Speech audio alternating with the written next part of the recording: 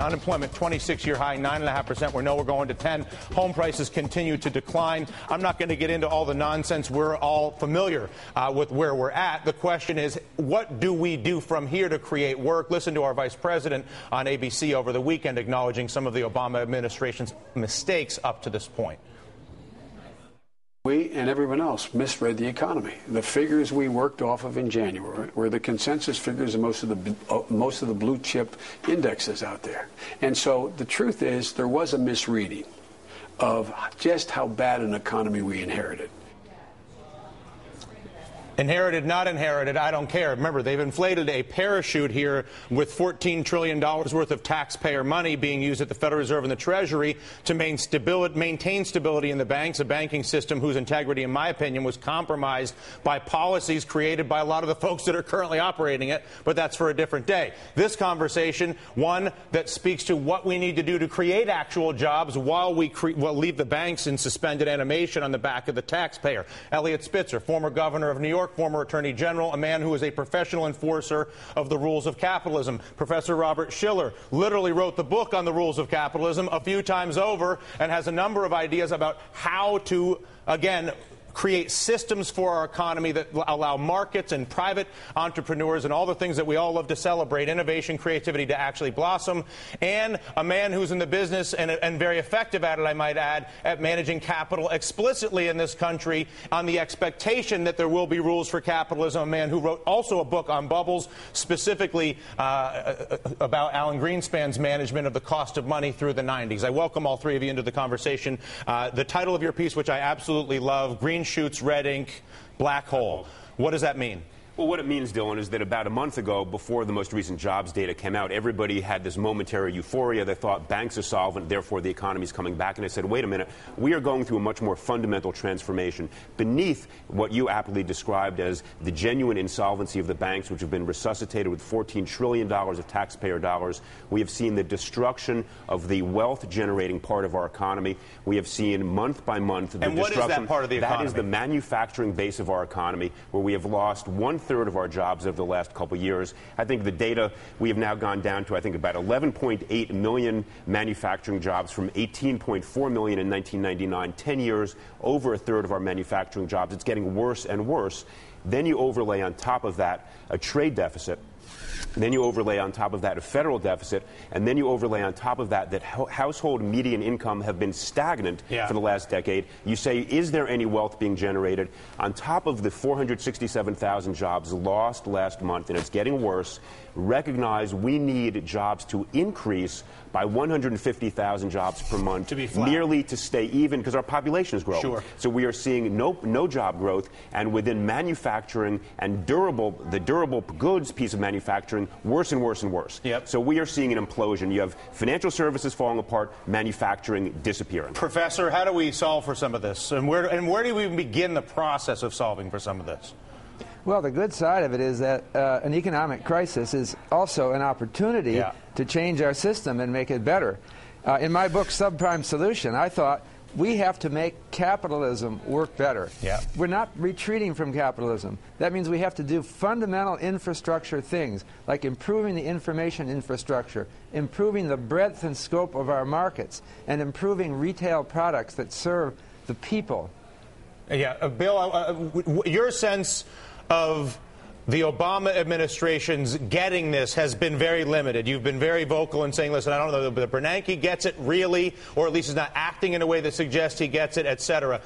What would your advice be to the Obama administration, listening to some of, again, whether it's Governor Spitzer or Professor Shiller or others? What would you suggest they do to try to actually create real economic activity and real jobs in this country while we have the taxpayer holding up the banking system? Well, I think the very first job that you have to do is, I don't want to trivialize this, but you have to make them understand that we have this problem. They could read the governor's piece. I read it. I thought it was quite good. And once they understand that We didn't have an economic recovery last time, really. It was a bubble, and now we have a decade-old problem. Then they have to set about trying to figure out, okay, how do we go about stimulating new industries? I'm not an expert in that, but there are people here in this country that can help get it done. And how long will that take? In the interim, what kind of jobs can we create that might actually benefit the country? It sounds simplistic, but the roads in this country are a joke relative to major cities in China.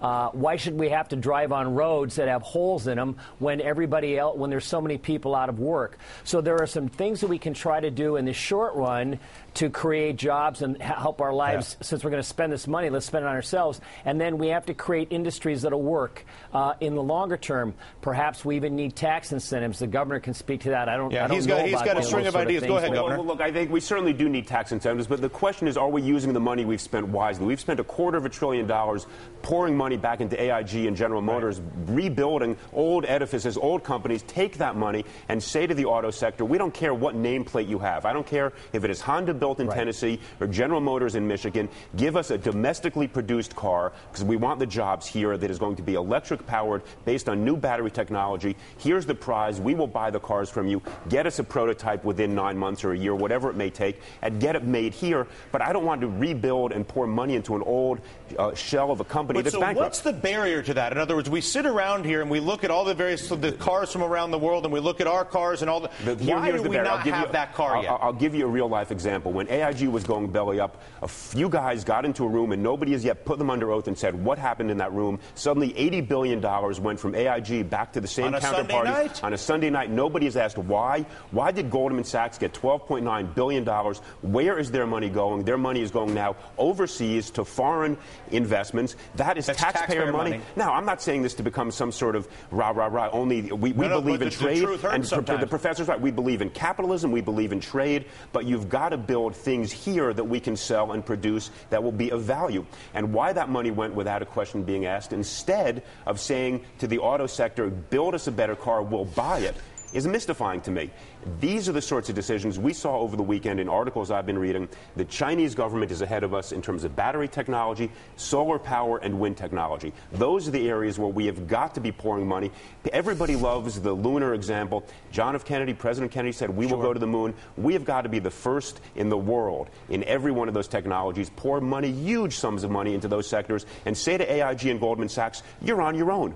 Nobody's explained to me why Goldman got all the money it got, instead of giving money to the professors, the tech guys, the geeks who are smarter than both you and me, Dylan, I hate to say it, who come up with the ideas that change the world. Professor, that's what we need. How do we do that? Well, I think that the real problem is that we have lost confidence, and we've lost the impulse for entrepreneurship. We can't borrow easily anymore. People don't want to hire because they see this economic outlook as looking so dim. So that's a fundamental problem which we may not be able to completely solve. It's a world problem, by the way, not just a U.S. problem. But I think the best start, well, first we need to stimulate. We need another stimulus package. We need to expand credit. But also we need to start thinking about long-term infrastructure investments.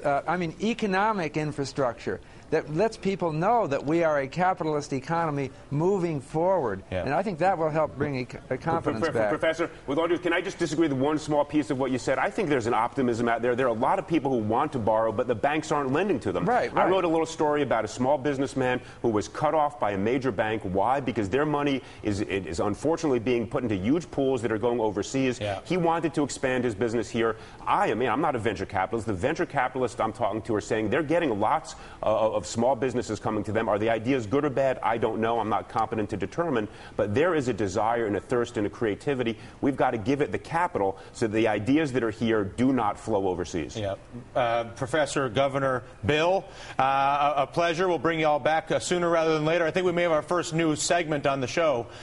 Green shoots, red ink, and black holes. We'll just sort of do this as a recurring theme as we ultimately, listen, we're all hopeful by our nature. I certainly am. And I think that there are enough people just by virtue of this conversation and conversations that I'm able to have on the street who understand the difference between rules-based capitalism and no rules-based capitalism. No rules-based capitalism is stealing. Rules-based capitalism is one of the most creative and exciting things I think anybody's ever seen. Thank you, Governor. We'll talk to you soon.